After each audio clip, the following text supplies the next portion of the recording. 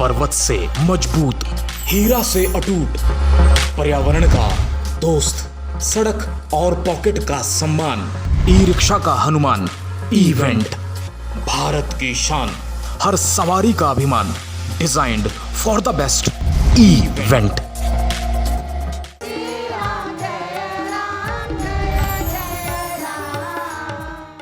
इस प्रोग्राम के प्रायोजक हैं भारत की शान, हर सवारी का अभिमान इवेंट। श्री राम जय राम जय जय राम।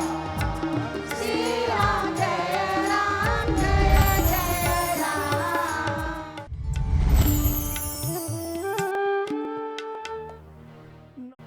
नमस्ते सदा वत्सले मातृभूमे, त्वया हिन्दुभूमे सुखं वर्धितोऽहम्। महामङ्गले पुण्यभूमे त्वदर्थे पतत्वेशकायो नमस्ते नमस्ते। रत्नाकराधौतपदं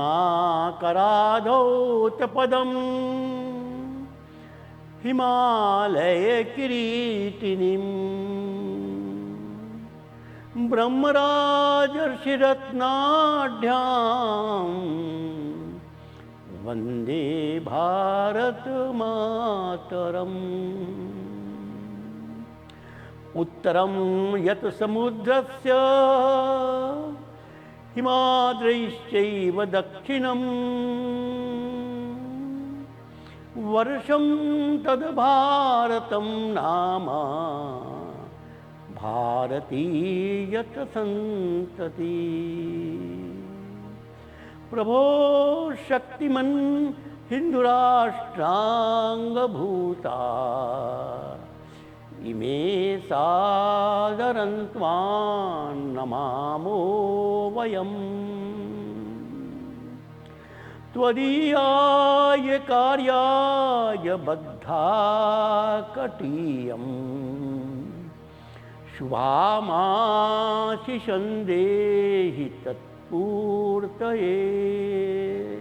लोकाभिरामं रणरङ्गधीरं, राजीवनेत्रं रघुवंशनाथं, कारुण्यरूपं करुणावतारं, श्रीरामचन्द्रं शरणं प्रपद्ये। श्रीरामचन्द्रं शरणं प्रपद्ये। मनोजवं मारुततुल्यवेगं, जितेन्द्रियं बुद्धिमतां वरिष्ठं, वातात्मजा वानरयूथमुख्यं, श्रीरामदूतं शरणं प्रपद्ये। श्रीरामदूतं शरणं प्रपद्ये। विजेत्री च न संवता कार्यशक्तिर्विधायास्य धर्मस्य संरक्षणम्। परं वै भवन्ने तुमेतत् स्वराष्ट्रं, समर्था भवत्वाशिषा ते भृशम्। भारत माता की जय। श्री राम जय राम जय जय राम। मित्रों को नमस्कार। मित्रों, सार्वजनिक जीवन में काम करते समय एक बहुत बड़ी बाधा आती है, राजनीतिक महत्वाकांक्षा। हमारे कार्यकर्ता का व्यापक संपर्क होता है। हर स्थान पर गांव से लेकर लोकसभा तक के कितने ही चुनाव होते हैं, उसके मन में भी आ सकता है मैं भी तो एमएलए बन सकता हूँ, मैं भी तो एमपी बन सकता हूँ। इस दृष्टि से हनुमान जी के जीवन में भी मार्ग में एक मछली जो केवल परछाई को पकड़कर खाती थी। अर्थात आकाश में उड़ने वाला ये महत्वाकांक्षी राजनीतिक अपेक्षा रखने वाला व्यक्ति उसकी छांव, उसकी परछाई को भी एक प्रकार से आघात करना पड़ता है। लेकिन हनुमान जी ने तर्क नहीं किया, हनुमान जी ने समझाया नहीं, हनुमान जी ने एक जोरदार प्रहार किया। अर्थात हमारे बीच संगठन में किसी कार्यकर्ता के मन में महत्वाकांक्षा जग जाए, राजनीतिक महत्वाकांक्षा, वो भाषण दे कि राजनीति में अच्छे लोग जाने चाहिए, समझ लो उसका पतन हो गया। उसको प्रहार करो, कान पकड़कर उसको संगठन से बाहर निकालो, क्योंकि राजनीतिक महत्वाकांक्षी व्यक्ति संगठन नहीं कर सकता, सच नहीं बोल सकता, लोगों की अपेक्षा पूरी नहीं कर सकता। केवल स्वार्थ के वशीभूत वो बोल रहा है, और स्वार्थी व्यक्ति किसी भी महान कार्य में बाधक ही है, सहायक नहीं बन सकता। सबको नमस्कार, धन्यवाद। श्री राम जय राम। सबको मेरा नमस्कार। इस उद्घोष क्रांति राम की के सत्र में आपका स्वागत है। पिछले सत्र में हम लवकुश की कहानी सुन रहे थे। हनुमान जी को गिरफ्तार कर दिया गया, और जब अयोध्या में समाचार पहुंचा कि हनुमान जी गिरफ्तार, सारी अयोध्या आश्चर्यचकित, राम जी बहुत ही चिंतित, हनुमान गिरफ्तार। हनुमान तो कोई सेना भी लेकर नहीं गए थे, अब तो एक ही मार्ग था, स्वयं राम जी आए सेना लेकर। राम जी की वही स्थिति, 2 बच्चे दिखने में सुंदर, और उन्होंने भी वही बात की जो उनके बाकी 3 भाइयों ने, अरे छोड़ दो, तुमको पता नहीं राजा राम कौन है। बच्चे कह रहे हमको नहीं जरूरत है कौन राजा राम है, हम किसी का अधीनता स्वीकार नहीं करेंगे। जब जिद की तो देखो युद्ध करना पड़ेगा। अरे हम तो युद्ध के लिए तैयार ही हैं, अभी तक पता नहीं कौन कौन आए थे, अब आप आ गए, करिए युद्ध। राम जी ने जो ही तीर उठाया, वाल्मीकि जी प्रकट हो गए, और वाल्मीकि जी ने कहा, राम क्या कर रहे हो? राम तो पहले ही ग्लानि से ग्रसित थे। राम भयभीत हो गए, धनुष रख दिया, हाथ जोड़कर कहा कि प्रभु गलती हो गई। और वाल्मीकि जी ने फिर बच्चों, देश का राजा पिता के समान होता है, घोड़ा छोड़ दो। घोड़ा छोड़ दिया गया। राम जी वापिस आ गए, और उनके कान में ये गूंजता रहा कि देश का राजा पिता के समान होता है। कहीं वाल्मीकि ये तो नहीं कह रहे हैं कि ये सीता की ही संतान है, लेकिन कोई प्रमाण तो था नहीं। अयोध्या आ गए,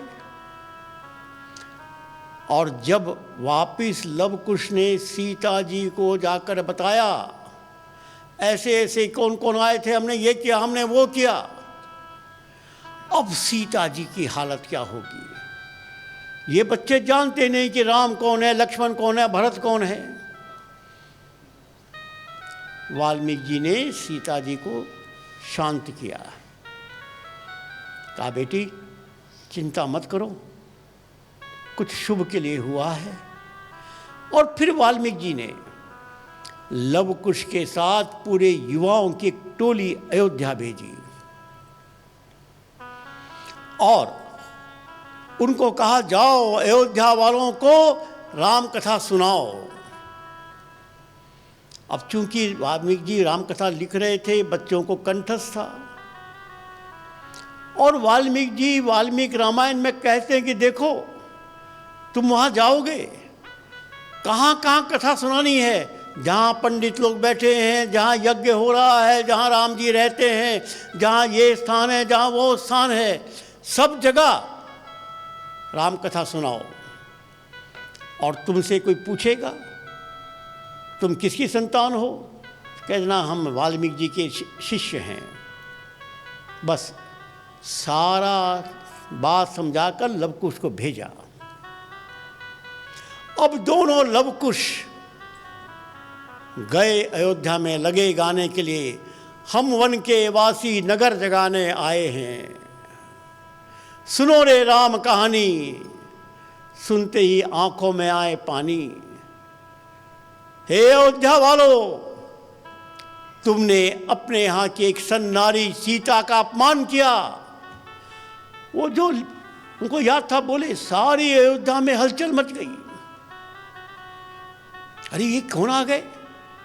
दो बच्चे दिखने में सुंदर थे ही।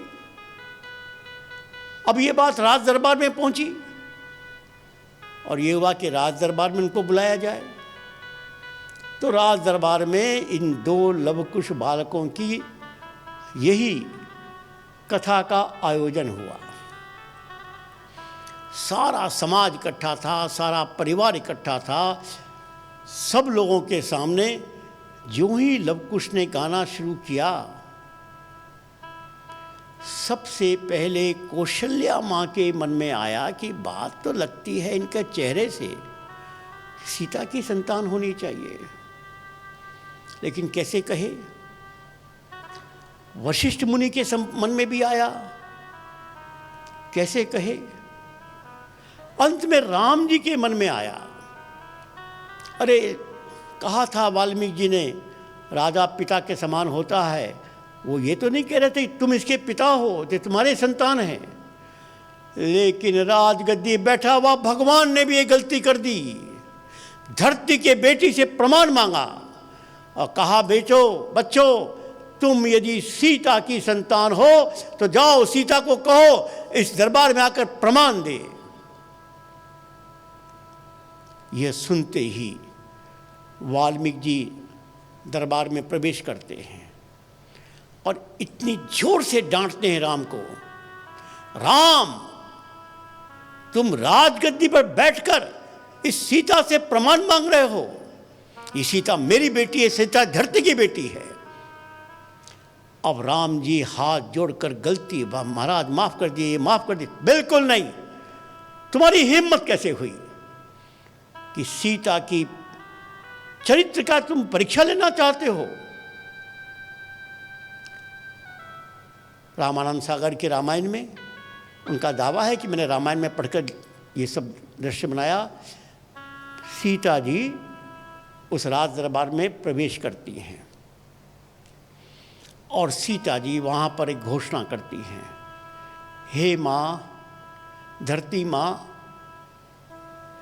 यदि मैंने कभी भी किसी पुरुष का विचार भी नहीं किया तो बस अब मेरी एक ही मनोकामना है, तुमने मुझको जन्म दिया, तुम ही अपने गोद में मुझे संभालो। ऐसा कहते हैं, धरती फटती है, एक सिंहासन निकलता है, माँ सीता उसमें बैठती है, वह सिंहासन जमीन में जाता है, फिर से धरती बंद हो जाती है और तब राम जी को ध्यान में आता है कि उसकी सीता चली गई और राम जी गुस्सा होते हैं धरती पर, तीर उठाते हैं, धरती मेरी सीता को वापस कर, नहीं तो मैं तुमको अभी यहाँ और प्रलय करूँगा। उसी समय ब्रह्मा जी प्रकट हो जाते हैं और ब्रह्मा जी कहते हैं, राम तुम्हारा काम पूरा हो गया, अब बस चलने की तैयारी करो। और उसके बाद एक प्रसंग ऐसा आता है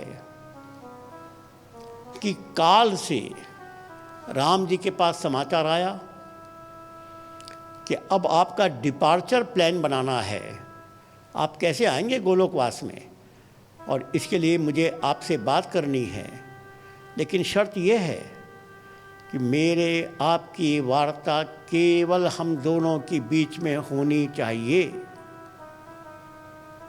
उस समय कोई भी अन्य व्यक्ति नहीं आना चाहिए। राम जी ने मान लिया और दरवाजे पर, द्वार पर रक्षा के लिए लक्ष्मण को खड़ा कर दिया। कि जब तक मैं नहीं आता हूँ, जब तक मैं नहीं अनुमति देता हूँ, किसी को अंदर मत भेजना। लक्ष्मण खड़े हो गए। इसी समय दुर्वासा मुनि आते हैं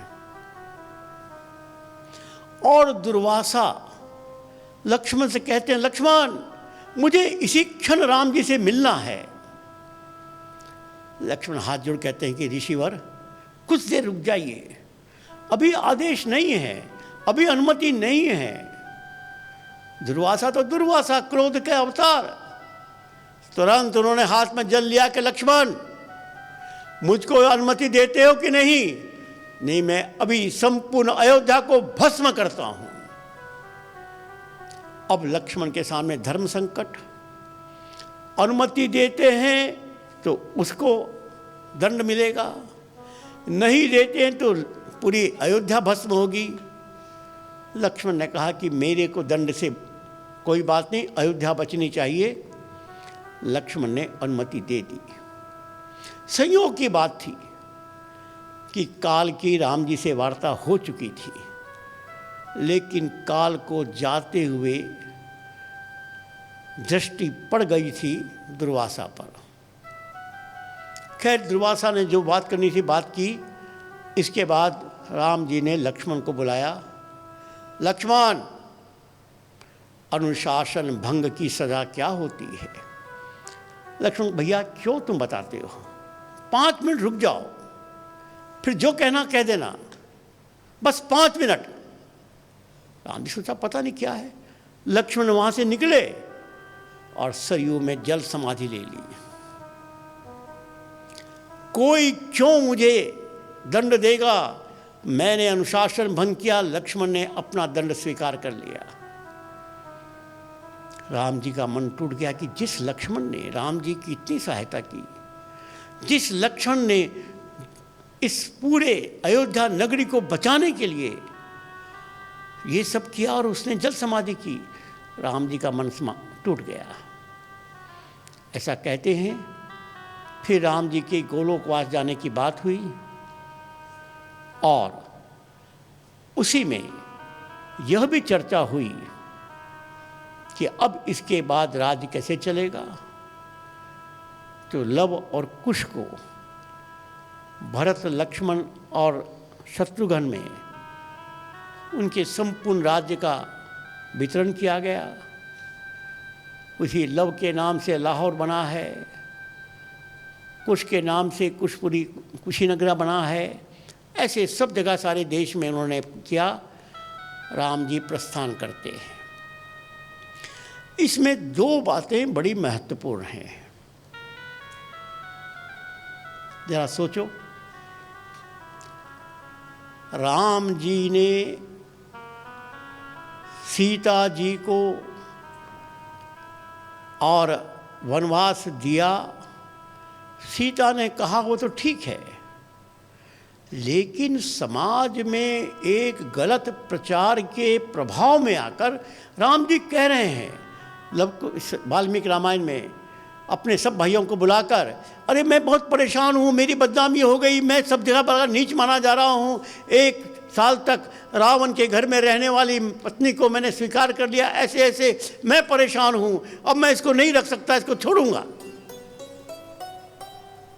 प्रश्न उठता है कि राम जी ने तो अग्नि परीक्षा की थी ना,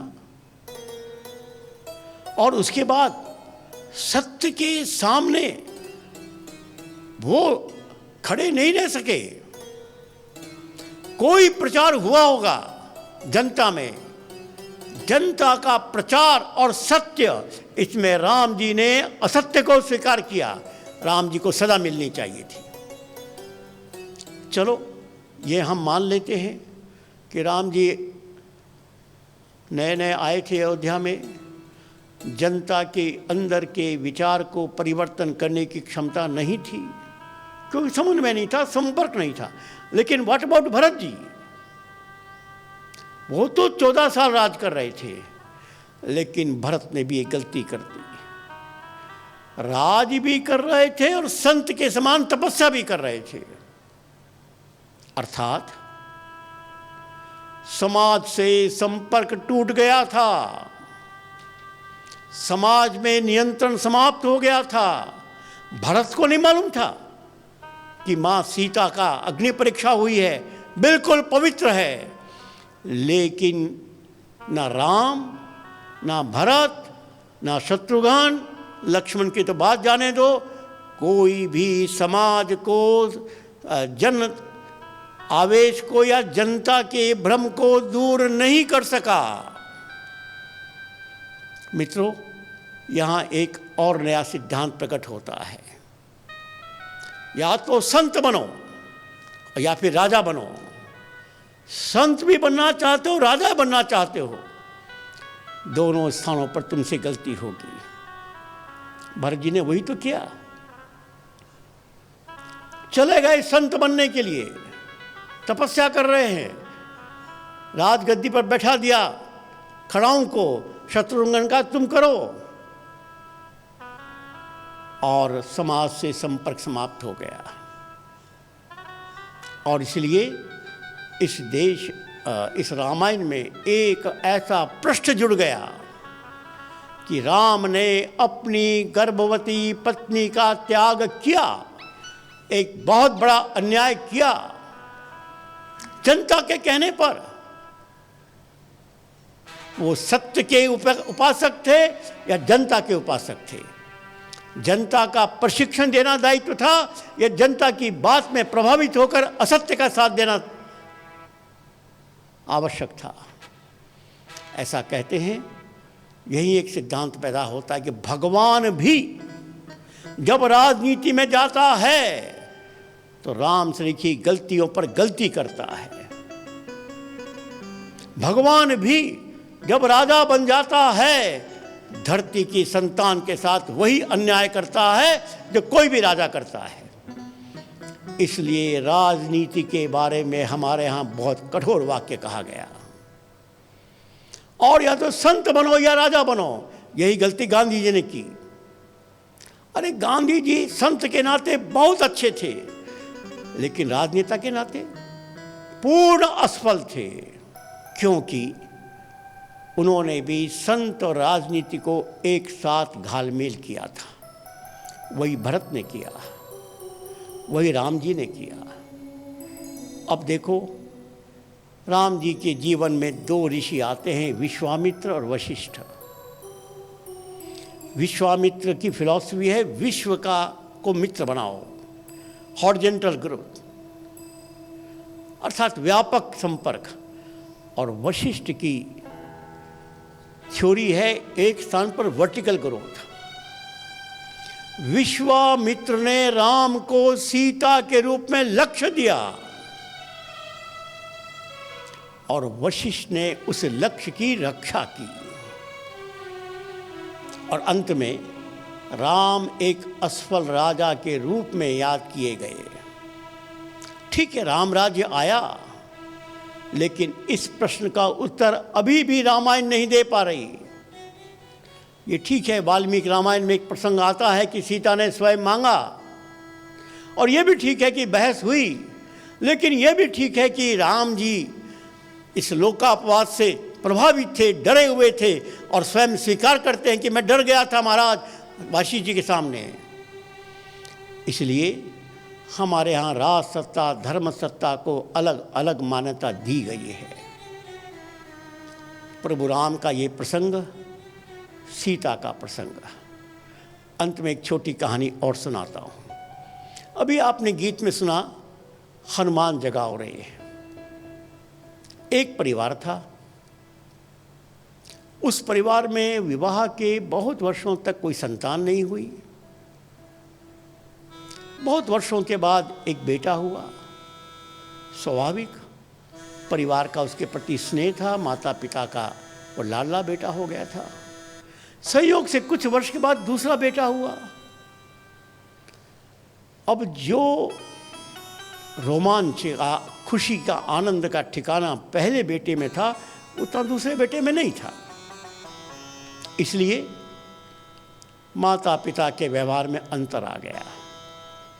बड़े बेटे को सारे सुख के साधन, छोटे बेटे को सारा काम बताते थे। कुछ दिन के बाद दोनों बेटे बड़े हो गए। दिखाई दिया कि बड़ा बेटा बिल्कुल निष्क्रिय हो गया, पौरुषहीन हो गया, कोई काम लायक नहीं रहा। छोटा बेटा कर्मशील बन गया। अब पिता को चिंता हुई, गलती तो हो गई थी। तो वो पिता अपने बेटे को लेकर एक महात्मा जी के पास गए, अपनी समस्या बताई। महात्मा जी का ठीक है, अपने बेटे को 1 वर्ष तक मुझे मेरे पास छोड़ दो, फिर आकर ले जाना। तो वो बेटा उस आश्रम में आ गया। महात्मा जी ने उसको रामायण पढ़ना सिखाया, हनुमान चालीसा सिखाया, दिनचर्या सिखाई, यज्ञ करना सिखाया और उसका नाम हनुमान रख दिया। और दिन में 8-10 बार, ए हनुमान पानी लाओ, ए हनुमान समाधि लाओ, ए हनुमान ये करो, ए हनुमान ये करो। अब दिन भर हनुमान हनुमान सुनकर उसके दिमाग में हनुमान जी समा गए। रामायण पढ़ता ही था, हनुमान चालीसा पढ़ता ही था। साल भर के बाद जब उसके पिताजी आए, देखा जो बेटा घर में पूरा आलसी था वो इतना कर्मठ हो गया। पूछा, महात्मा जी क्या आपने जादू किया? महात्मा जी का कुछ जादू नहीं किया, इसका हनुमान जग गया। मित्रों, हमको इस देश के लोगों का हनुमान जगाना है। इसलिए एकल अभियान ने लक्ष्य रखा है कि हर परिवार हनुमान परिवार। अब हर परिवार में, नगरीय परिवार को तो मैं कुछ ज़्यादा कह नहीं सकता, क्योंकि वो शिक्षा दीक्षा के अहंकार में मेरी बात नहीं सुनेंगे। लेकिन मेरा ये वनवासी परिवार, 8 करोड़ का परिवार, 2 करोड़ का शबरी बस्ती का परिवार, 10 करोड़ परिवार हनुमान परिवार, उनके मन का हनुमान जगे तो भारत का पुनर्कल्याण हो जाएगा। राम जी की कथा सीता जी के वर्णन से एक बहुत ऐसे बोर्ड पर पहुंच गई जो राम जी के भी राज गद्दी पर एक प्रश्नवाचक चिन्ह लगाती है। सीता ने साफ साफ कहा कि तुम्हारे अयोध्या में मेरे बच्चों को कौन पढ़ाएगा, कौन उनको महान बनाएगा, कौन उनको चरित्र सिखाएगा। और देखो, वो गए वाल्मीकि आश्रम में, 14 वर्ष में क्या उन्होंने कमाल कर दिया। यह हमारे लिए भी आज एक संदेश है। हम परिवार के बच्चों को कम से कम कुछ समय क्यों ना हो गांव के साथ जोड़ें। ये वन संस्कृति हमारी कल्चरल पावर हाउस है। इसके साथ प्रेम का संबंध बन गया तो हमारा जीवन बदल जाएगा। प्राचीन काल में तीर्थ यात्रा होती थी, आज हमने उसका नाम वन यात्रा रखा। क्या थी तीर्थ यात्रा? सोचिए, झारखंड में जैन समाज की एक तीर्थ है पारसनाथ जी। आज से 500 साल पहले ना ट्रेन थी, ना गाड़ी थी, लोग जाते थे पारसनाथ जी, बैलगाड़ी से एक दूर तक पहुंचते थे। इसके बाद पैदल चलते थे जंगल में, 10-15 दिन पैदल चलकर वहाँ पहुँचते थे, 10-15 दिन वापस आते थे। ये 10-15 दिन जाना और आना, ये कहाँ रहते थे? उस जंगल में रहने वाले परिवारों के घर में रहते थे और वहाँ पर वो देखते थे चरित्र, संस्कार, सच्चाई, ईमानदारी, अतिथि सेवा, सारे गुण उनको उस परिवारों में दिखता था और वो उनके जीवन का अंग बनता था। बाकी लोग कहते थे कि पारसनाथ जी की पहाड़ी को छू के आए, ये सच्चे बन गए, ये बन गए। सच बात ये थी उस वनवासी घर के अंदर रहने के लिए 1 महीने का समय जो उनको मिला, उनका जीवन बदल गया। मित्रों, आज भी ये संकट हमारे सामने है, विशेष रूप से नगरीय समाज, जहाँ के सारे बच्चे पश्चिम की सभ्यता से वशीभूत होकर परिवार छोड़ रहे हैं, देश छोड़ रहे हैं, माता पिता छोड़ रहे हैं। और क्या अवस्था हो रही है वृद्ध माता पिताओं की, अब किसी से छुपा हुआ नहीं है। और इसलिए मैं अपील करता हूँ, आइए जुड़िए इस वनवासी परिवार से, जुड़िए इस वनवासी संस्कृति से, बनिए माँ सीता। अपनी संतानों को तुम कॉन्वेंट में भेजते हो, अपनी संतानों को तुम अमेरिका भेजते हो पढ़ने के लिए, और उसके बाद जब वो तुम्हारी उपेक्षा करता है तो तुम कहते हो कि हमारा भाग्य खराब है। भाग्य नहीं, तुम्हारा निर्णय खराब था। मां सीता ने 14 वर्ष तक अकेले रहना स्वीकार किया अपनी संतान के लिए। हर मां अपनी संतान के भविष्य की चिंता करती है, लेकिन केवल पढ़ाई, केवल दवाई, उसके संस्कार की चिंता नहीं होती है। इस कारण से आने वाली पीढ़ी के सामने एक अंधकार छा गया है, और वर्तमान पीढ़ी के सामने भी भविष्य के प्रति एक चिंता छा गई है। एकल अभियान आप सबको आह्वान करता है, आइए एकल अभियान के साथ जुड़िए और वन यात्रा को अपने जीवन का अंग बनाइए। वर्ष में एक बार अपने सब बच्चों को ले जाओ गांव में, और वहाँ के हमारे एकल विद्यालय के बच्चों के साथ मित्रता करा दो। तुम्हारे बच्चे के सामने के टीवी में जितने भी खराब सीन क्यों ना आ रहे हो, सबकी रक्षा हो जाएगी। जब प्रारंभ का काल था, मैं कलकत्ते में काम करता था, तो कलकत्ते के लोग कहते, भाई साहब आप वनवासी गांव की तो चिंता करते, लेकिन हमारे बच्चे ये टीवी देखते हैं, ये फिल्म देखते हैं, ये देखते हैं, उससे उनके संस्कार खराब होते हैं, क्या रास्ता है? मैं उनको कहता था कि बस एक ही रास्ता है, इनको किसी वनवासी परिवार के साथ जोड़ दो। इनके अंदर वो पावर आ जाएगा कि ना तो आप उनकी टीवी बंद कर सकोगे, ना उनका स्मार्टफोन बंद कर सकोगे, ना आने वाले कार्यक्रम तुम बदल सकोगे। सब कुछ देखेगा लेकिन स्वीकार कुछ नहीं करेगा। इतना उसके अंदर पावर आएगा। और ये हुआ, आज भी हम ये देख रहे हैं। एकल अभियान में युवा विभाग बना है, और नगरीय युवा विभाग में कौन आगे बढ़े? जिनके माता पिता उनको लेकर कभी छोटी अवस्था में वन यात्रा में गए थे। बड़े होने के बाद वो भी बाकी युवाओं के समान भटक सकते थे, लेकिन उन्होंने वो भटकना स्वीकार नहीं किया। इस देश के लिए, इस गांव के लिए काम करना स्वीकार किया।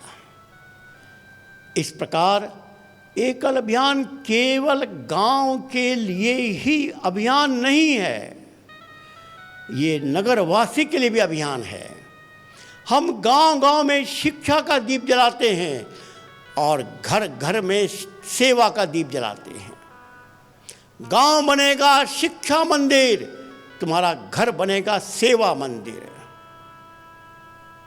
दोनों के संपर्क से गांव आर्थिक रूप से संपन्न बनेगा, तुम्हारा घर सांस्कृतिक रूप से संपन्न बनेगा।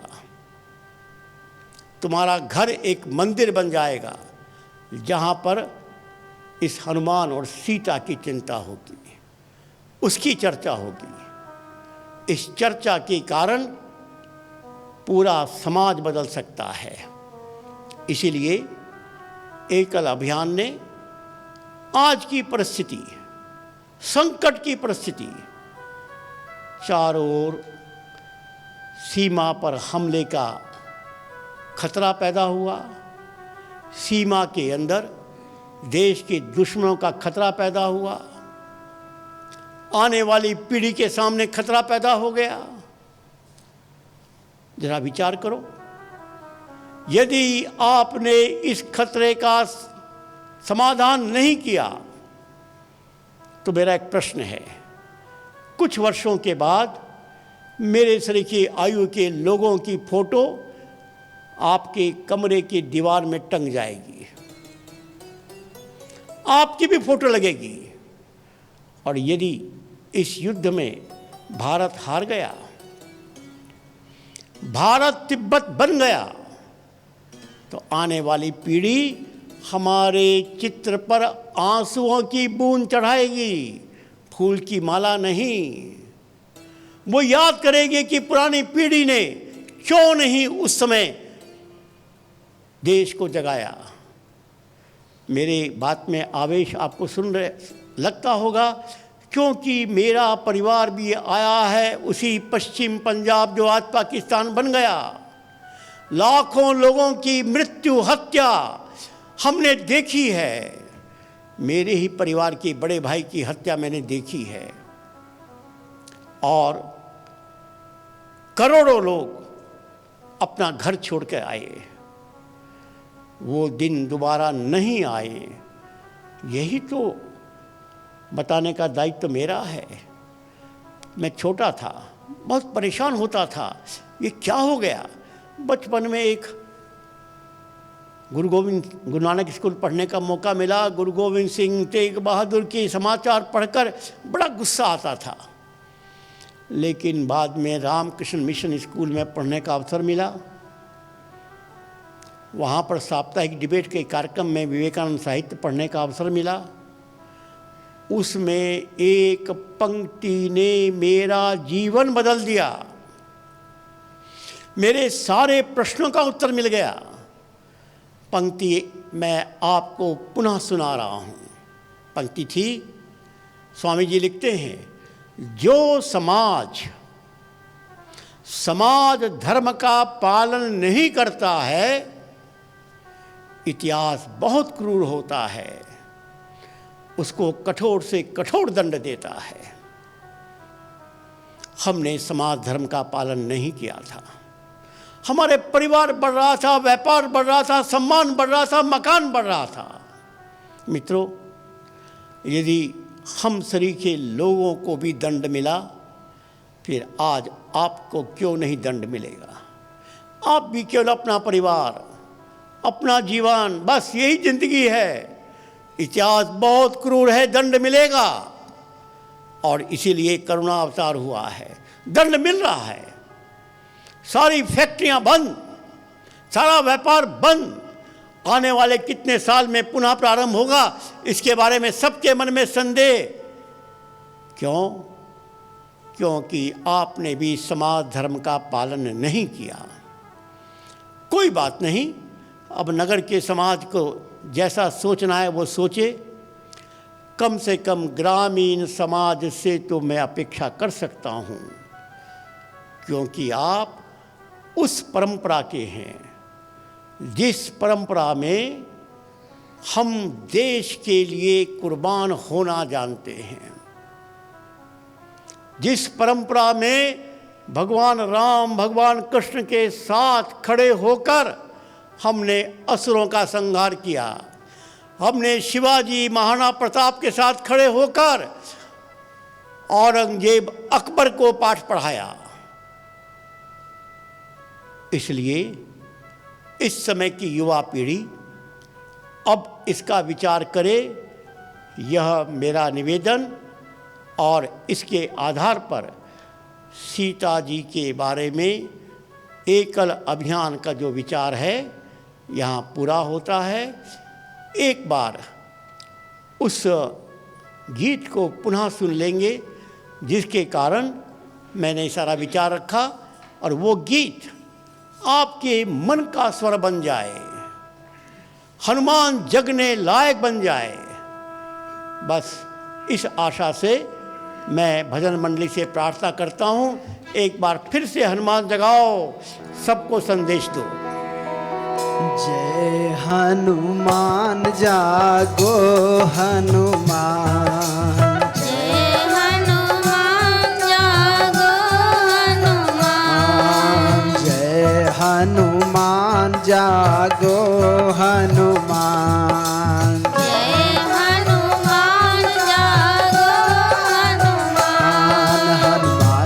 जगाओ रे राम राज लाओ रे। हनुमान जगाओ रे राम राज लाओ रे। हनुमान जगाओ रे राम राज लाओ रे। हनुमान जगाओ रे राम राज लाओ रे। जय हनुमान जागो हनुमान। जय हनुमान जागो हनुमान। हर गांव की सीता नारी है, रावण का हमला जारी है। हर गाँव सीता नारी रावण का हमला जारी है। दुश्मन का पलड़ा भारी है, भारत माता ही पुकारी है। मन का पलड़ा भारी है, भारत माता ही पुकारी है। जय हनुमान जागो हनुमान। जय हनुमान जागो हनुमान। जय हनुमान जागो हनुमान। जय हनुमान जागो हनुमान।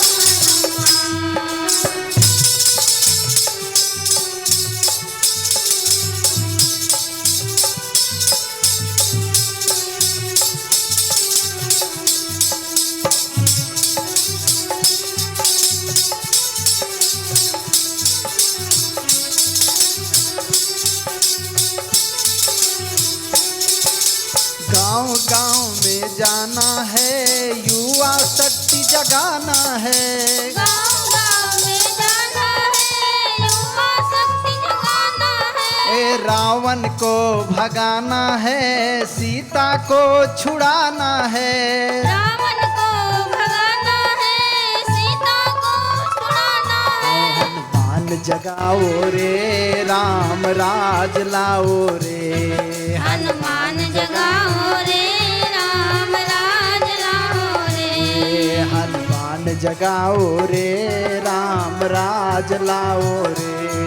हनुमान जगाओ रे राम राज लाओ रे।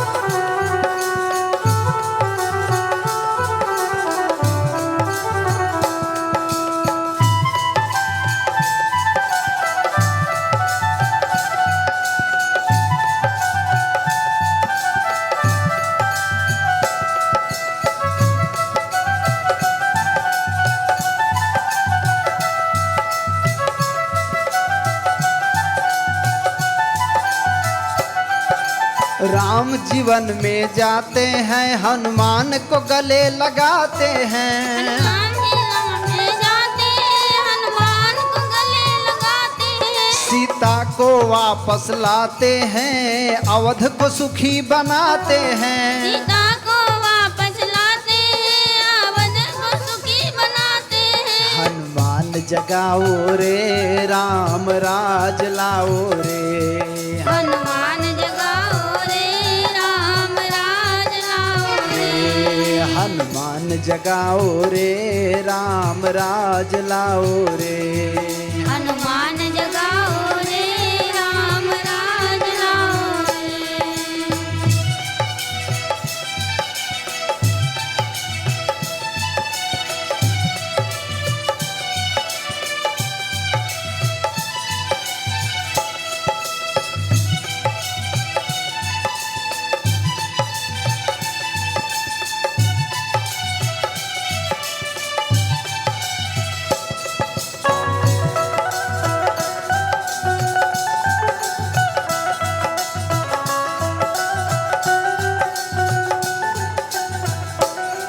हनुमान जगाएंगे राम राज लाएंगे।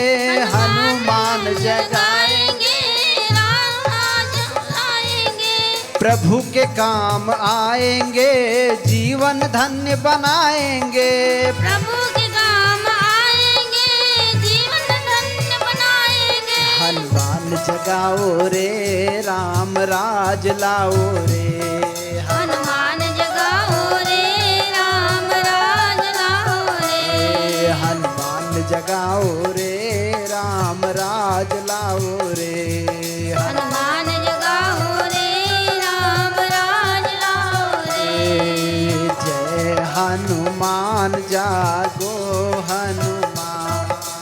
जय हनुमान जागो हनुमान। जय हनुमान जागो हनुमान। जय हनुमान जागो हनुमान। सबको नमस्कार, धन्यवाद।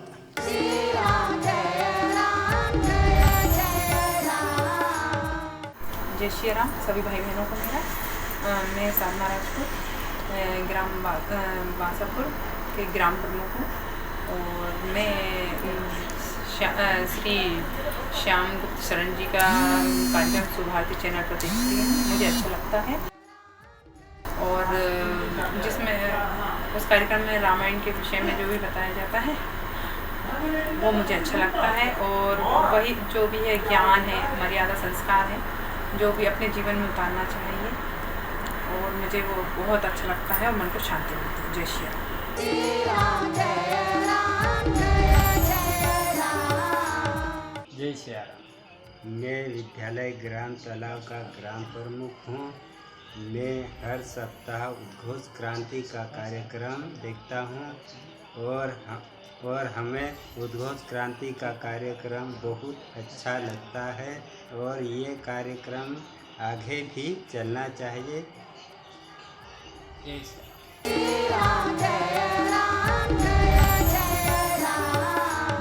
जय श्री राम। मैं ग्राम प्रमुख समूदयाल जी, अंचल बरेली, संच ममोरी, ग्राम विद्यालय धान पानी, जो उद्घोष क्रांति चल रहा है हर रविवार को मैं लोगों तक पहुंचाता हूं और दिखाता भी हूं। माननीय श्याम जी महाराज के प्रवचन और बहुत से लोग देखते भी हैं और बहुत फोकस करते हैं हम लोगों को, और लोग बहुत अच्छे से देखते हैं। इनके उत्तर भी आते हैं तो देते हैं। जय श्री राम।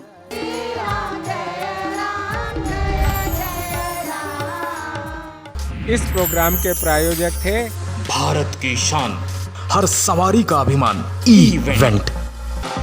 पर्वत से मजबूत, हीरा से अटूट, पर्यावरण का दोस्त, सड़क और पॉकेट का सम्मान, ई रिक्शा का हनुमान, इवेंट। भारत की शान, हर सवारी का अभिमान, designed for the best, event.